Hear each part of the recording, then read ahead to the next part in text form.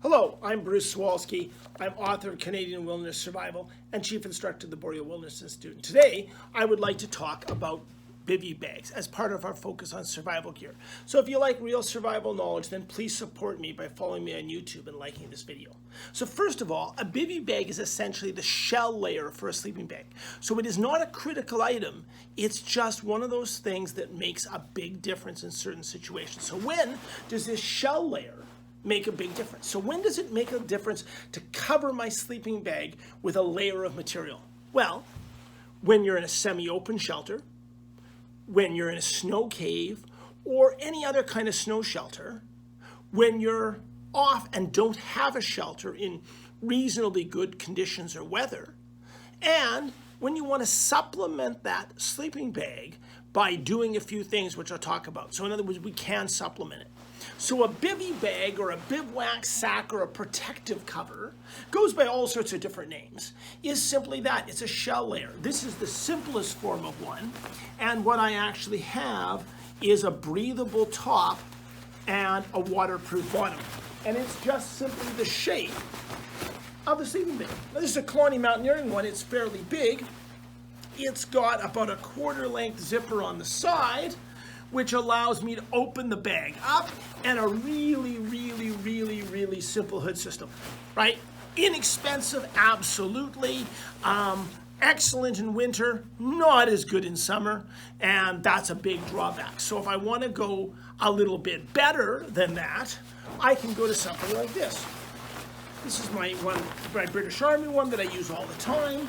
It has, the only disadvantage I can say is it's not really wide, but it's 100% Gore-Tex, and much more importantly, it has a mosquito net that in winter I can flip inside, put gear inside it, and use that as a pillow.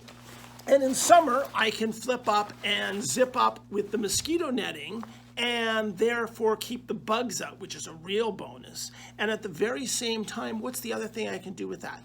I can leave my sleeping bag open when it's warm, because it's going to be warmer in the early evening. And then as it gets colder, I can zip the bag up more and more. Maybe never even having to completely zip the bag up at all, because in super warm weather, you might not need that. So bivy bags are essentially going to be Gore-Tex or some other laminate like this. This is a Primaloft. This is the third one I'll show you in a bit.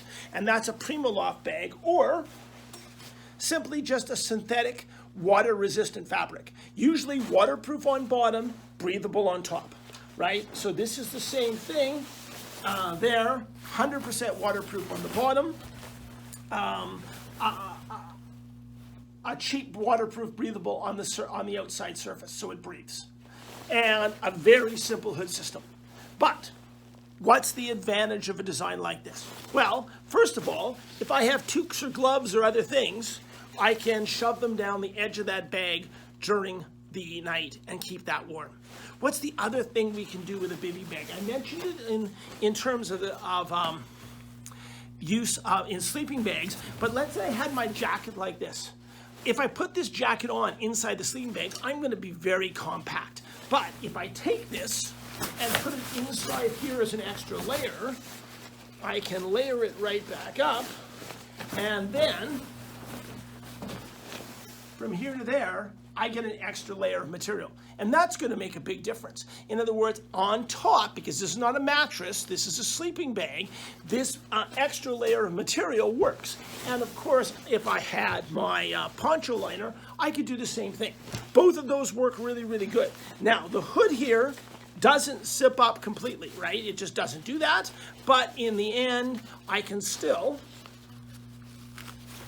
make it fairly narrow enough to stop anything from coming in.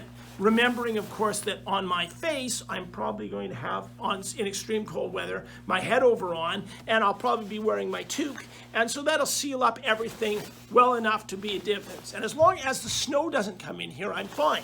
If I have my British designed one, I can zip it up completely.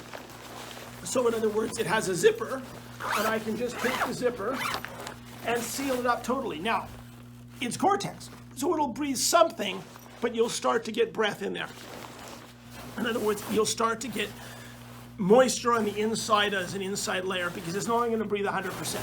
But it does make a difference in extreme cold weather. Now remember, what's the big bonus of that bivy bag? If I stick the end of my sleeping bag, the foot box, into the snow, it's going to get the bivy bag wet instead of the sleeping bag.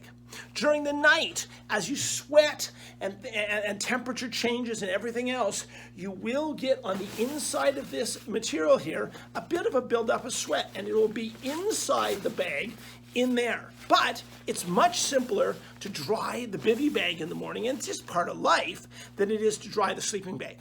Right? Remember that the bivy bag is part of a sleeping system. You can't just take a bivy bag to the woods. That does not work. The bivy bag is not insulation. You still need insulation. It's a way of protecting your insulation. It's the protective shell or protective layer of the sleeping bag. And it gives you the ability and bonus to add to the whole system. Right? In other words, it helps that sleeping bag system out.